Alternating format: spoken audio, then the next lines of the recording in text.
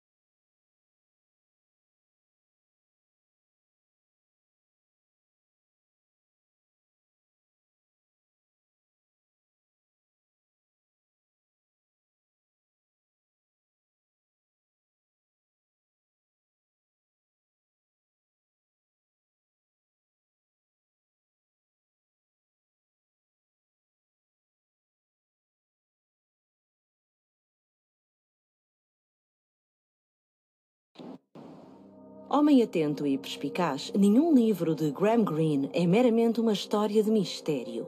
No Terceiro Homem, o escritor serve-se do desaparecimento de uma personagem para abordar um problema que ainda hoje não está resolvido: o tráfico de medicamentos, com as consequências devastadoras para a saúde de todos nós.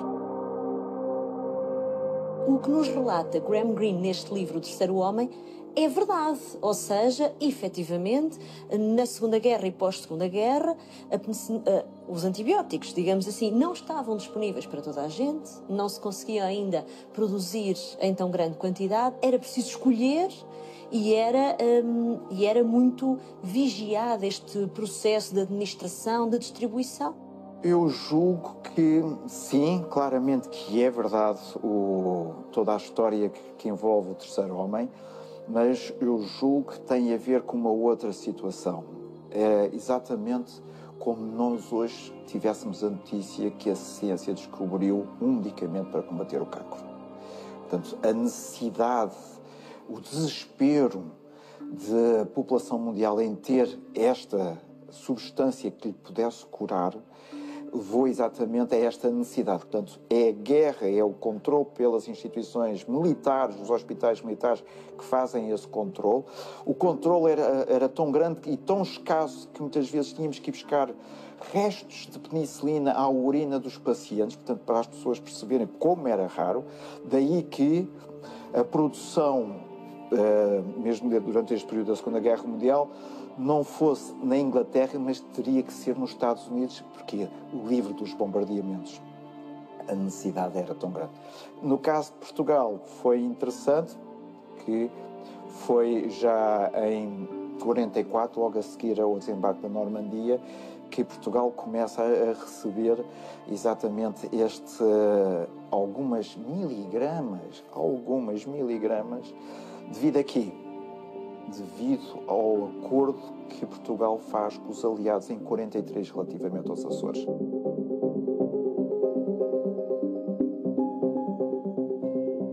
Os antibióticos importantes no tratamento de infecções graves nem sempre estiveram disponíveis como agora. Portugal, no final da Segunda Guerra Mundial, apenas podia importar um número limitado de ampolas de penicilina.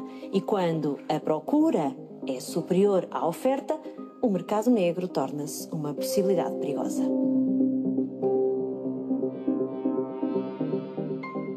A produção em massa de antibióticos não foi um processo fácil. Nadinha fácil. Foi um processo muito, muito complicado e nós temos que remontar ainda aos anos 20. E porquê os anos 20? Porque o Alexander Fleming era médico na Primeira Guerra Mundial e ele sentiu muito a dor de ver partir tantos jovens, tantas pessoas com infecções provocadas por bactérias, quer por ferimentos de guerra, quer também pelas infecções de ordem respiratória, entre outras. Portanto, a partir de sensivelmente 1928, o Alexander Fleming faz essa investigação que vai levar depois a uma equipa de Oxford, Cheney e Warner, que começam a fazer essa investigação. Portanto, os anos 30 já são uns anos em que a penicilina está a ser estudada. Claro que estamos a aproximar da Segunda Guerra Mundial e a necessidade de tratar, de salvar vidas é intensa. Estamos em período de guerra. Daí que todo o processo de investigação da penicilina acaba por estar um pouco em segredo e dentro de departamentos militares. Portanto, só depois da Segunda Guerra Mundial é que vamos ter exatamente uma produção em massa. Mas foi realmente um processo muito, muito difícil.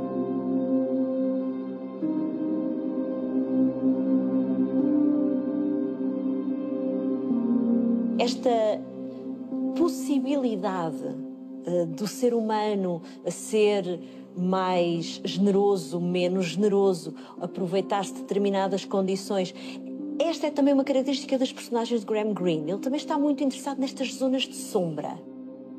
Ana Danila tem razão, porque o que interessava a Graham Greene ver nos personagens, estas personagens ambíguas, capacidade das pessoas terem acesso à energia elétrica e é acudir às situações mais urgentes. Não quero com isto dizer que não estejamos a trabalhar em simultâneo também na procura de compreender as causas que originaram tudo isto. Está de um ataque cibernético na origem desta falha? Eu creio que é importante dizer que não está nada afastado, mas não há nenhuma indicação também que aponte nesse sentido. Esteve em contacto com a REN nos últimos minutos. Pergunto-lhe porque temos a informação que a REN estará a dizer que poderá demorar uma semana a reposição total e também algumas informações sobre a origem. Nós vamos agora para a REN, já tivemos vários contactos e, portanto, atualizarei essa informação quando estiver na posse agora dos elementos que me vão ser facultados lá presencialmente. Mas creio que essa informação não se confirma, mas não quero estar a contrariar se diz que ela veio de lá, mas não tenho essa informação. Até já, obrigado. O apelo... As declarações do Primeiro-Ministro Luís Montenegro em São Bento, na sequência de uma reunião especial do Conselho de Ministros, convocada num dia especial. Não há memória do país ter mergulhado num apagão sem precedentes. Está a afetar Portugal de norte a sul. A falha energética afetou também a emissão da RTP, que é retomada agora, numa altura em que, como vimos, o Primeiro-Ministro estava a prestar declarações sobre um incidente cujas causas ainda não estão definitivamente apuradas. A reposição da eletricidade no país pode ser um processo prolongado. A REN e a E-Redes não têm uma estimativa para a normalização do fornecimento de eletricidade. Esta falha está a afetar também outros países europeus, como o sul de França e Espanha. Em Espanha, a rede de energia diz que a recuperação deve demorar entre 6 a 10 horas.